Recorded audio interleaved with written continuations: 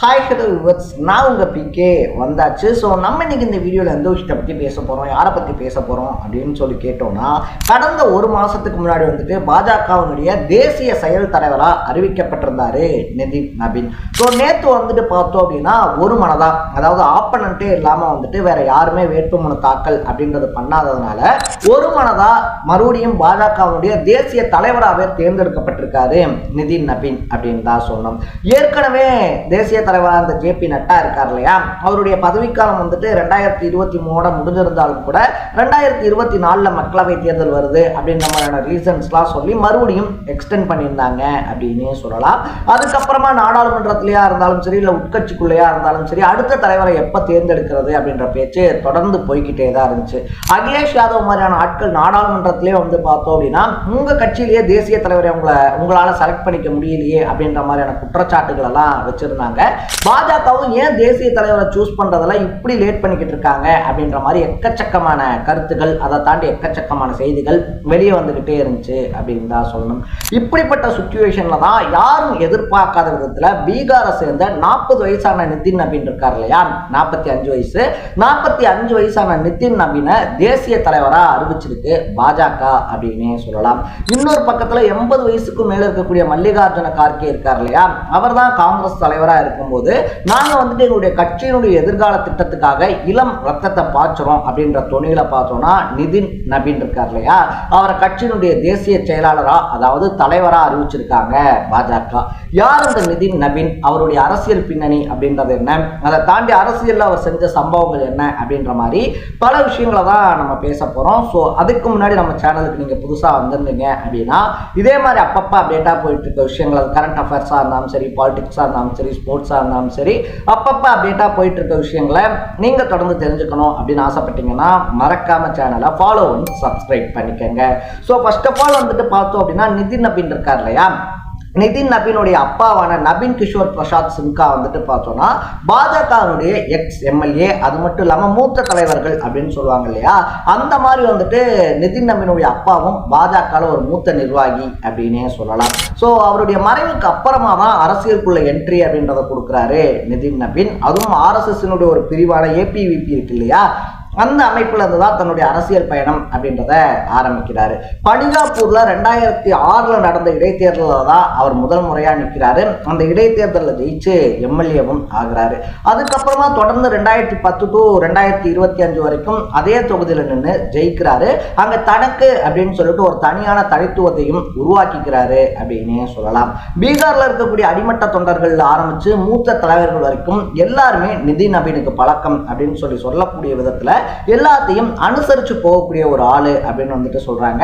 அது மட்டும் இல்லாம மறுபடியும் பீகார்ல எக்கச்சக்கமான எதிர்ப்புகள், அது மட்டும் இல்லாம இந்த டைம்லாம் கண்டிப்பா பீகார் இருக்கு இல்லையா, பீகார்ல பாஜக ஆட்சியை தக்க வைக்காது அப்படின்ற மாதிரியான கருத்து கணிப்புகள்லாம் வந்தாலும் பாஜக மறுபடியும் பிஜேபி ஆட்சி இருக்கு இல்லையா, அதை பீகார்ல தக்க வைக்கிறதுக்கு முக்கியமான காரணங்கள்ல நிதின் நபீனும் ஒருத்தர் அப்படின்னு சொல்லப்படுது. ஏன்னா நிதின் நபீனை பொறுத்த வரைக்குமே அவங்க சொல்ற விஷயம் என்னவா இருக்கு அப்படின்னு சொல்லி பார்த்தோம்னா, பாஜகவுடைய தேசிய தலைவர்கள் இருக்காங்க இல்லையா, அவங்க என்ன நினைக்கிறாங்க, அங்க என்ன பிளான் பண்றாங்க அப்படின்றத புரிஞ்சுக்கிட்டு அதை பீகாருக்குள்ள எக்ஸிக்யூட் பண்றதுல பர்ஃபெக்டான ஆளு அப்படின்னு சொல்றாங்க.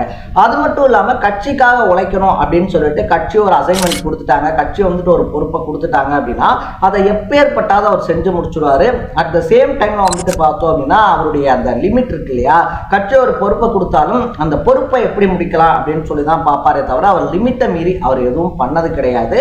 இதெல்லாம் தான் வந்துட்டு கட்சியினுடைய மேல்வட்டாரங்கள் அவர் விரும்புறதுக்கான காரணம் அப்படின்னு சொல்றாங்க.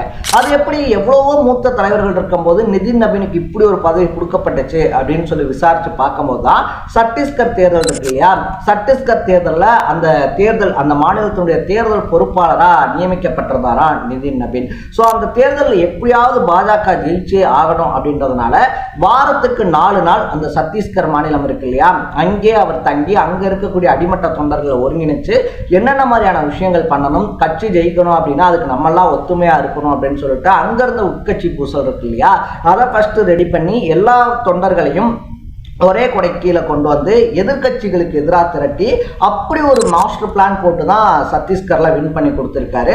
அதுவே வந்துட்டு பாஜக தலைவர்கள் இருக்காங்க இல்லையா, அவங்க ரொம்ப பெரிய அளவில் இம்ப்ரெஸ் பண்ணியிருக்கு. அதை தொடர்ந்து தான் வந்துட்டு பார்த்தோம் அப்படின்னா டெல்லியிலையும் தேர்தல் வேலைகள் அப்படின்றத பாருங்கன்னு சொல்லிட்டு நிதின் நபீனை சொல்லியிருக்காங்க.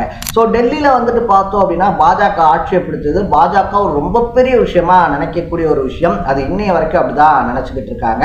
அப்படி டெல்லியில் பாஜக ஆட்சியை பிடிக்கிறதுக்கும் ரொம்ப முக்கியமான ஆட்கள் ஒருத்தரா நிதின் நபீன் இருந்திருக்காரு அப்படின்னு சொல்றாங்க. ஸோ இப்படி வந்துட்டு கட்சி தலைமை கொடுக்கக்கூடிய எல்லா வேலைகளையும் செய்யறதோட மட்டும் இல்லாம அவர் பொறுப்பாளராக எந்தெந்த மாநிலங்களுக்கெல்லாம் போறாரோ அங்கெல்லாம் கட்சி ஜெயிக்கிறதுனாலையும் கட்சியினுடைய சித்தாந்தத்தை கரெக்டா கொண்டு போய் சேர்க்கிறாரு. கட்சியினுடைய உயர்மட்ட தலைவர்கள் இருந்து மூத்த உறுப்பினர்கள் வரைக்கும் எல்லாத்தையுமே அரவணைச்சு போறாரு. நிதின் நபீன் மேல கட்சிக்குள்ள எந்த விதமான பிளாக் மார்க்கும் இல்லை அப்படின்றத எல்லாத்தையும் கணக்கு பண்ணி தான் பாஜக நிதின் நபீன் கிட்ட இப்படி ஒரு பதவியை கொடுத்திருக்கு அப்படின்னு சொல்லப்படுது.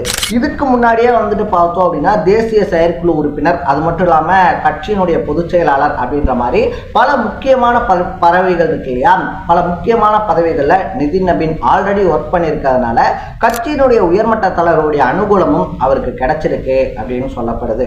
ஸோ எப்பயுமே வந்துட்டு ஒரு கட்சி இருக்கு அப்படின்னா அதுவும் சிட்டிங் கவர்மெண்டா இருக்கும்போது இந்த பாயிண்ட்ல வந்துட்டு பார்த்தோம்னா பிஜேபி தான் இந்தியாவில் லீடிங் கவர்மெண்ட் பண்ணிட்டு இருக்காங்க. அவங்க தான் லீடிங் பார்ட்டியாகவும் இருந்துகிட்டு இருக்காங்க, இந்தியாவை லீட் பண்ணிக்கிட்டு இருக்காங்க. அப்படி இருக்கும்போது இப்படி ஒருத்தருக்கு தேடி பதவி தரது அப்படின்றது பாஜக வட்டாரத்துக்குள்ளேயே பெரும் பாராட்டுதலுக்கு உள்ளாயிருக்கு அப்படின்னு சொல்லலாம். ஸோ என்னதான் பாஜக இருக்கு இல்லையா, பாஜக எக்கச்சக்கமான விமர்சனங்களை பாஜக மேல முன் வச்சாலும் அவங்க மத அரசியல் பண்றாங்க அப்படின்ற மாதிரியான விஷயங்கள் அதை தொடர்ந்து அவங்க பண்ணிக்கிட்டு தான் இருக்காங்க. அது தப்பு அப்படின்னாலும் கட்சிக்கு உண்மையா உழைச்சவங்களுக்கு பதவி கொடுக்கறது அப்படின்றது இருக்கு இல்லையா, அது வந்துட்டு பிஜேபியில எனக்கு தெரிஞ்ச ஒரு பெஸ்ட் குவாலிட்டியா நான் பார்க்குறேன். அப்படிதான் நிதின் நபீனுக்கும் இந்த பதவி தரப்பட்டிருக்குன்னு சொல்லிட்டு நான் படிச்சதுல இருந்தும் நான் பார்த்ததுல இருந்தும் புரிஞ்சுக்கிட்டேன். ஸோ நீங்க நிதின் நபீனை பத்தி என்ன நினைக்கிறீங்க அப்படின்றத கமெண்ட்ல போட்டு இதே மாதிரி அப்பப்போ அப்டேட்டா போயிட்டு இருக்க விஷயங்கள், அது கரண்ட் அஃபேர்ஸா இருந்தாலும் சரி, பாலிடிக்ஸா இருந்தாலும் சரி, ஸ்போர்ட்ஸா இருந்தாலும் சரி, அப்பப்போ அப்டேட்டா போயிட்டு இருக்க விஷயங்களை நீங்க தொடர்ந்து தெரிஞ்சுக்கணும் அப்படின்னு ஆசைப்பட்டீங்கன்னா மறக்காம சேனலை ஃபாலோ பண்ணி சப்ஸ்கிரைப் பண்ணிக்கோங்க. நாளைக்கு இதே மாதிரி இன்னொரு இன்ட்ரெஸ்டிங்கான வீடியோட சந்திக்கலாம். Tata, bye by.